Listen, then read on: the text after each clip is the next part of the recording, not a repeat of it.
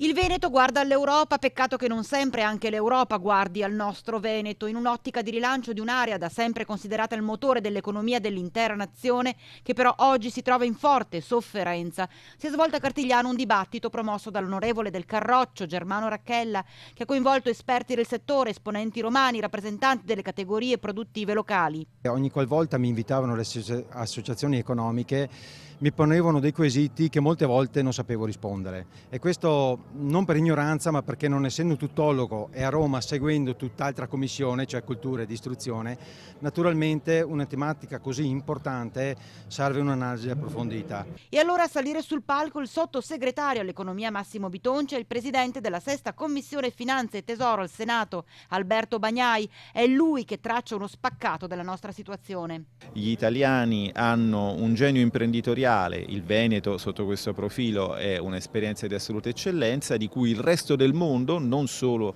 la cosiddetta Europa, cioè l'Unione Europea, ha bisogno, e questo ci dovrebbe rendere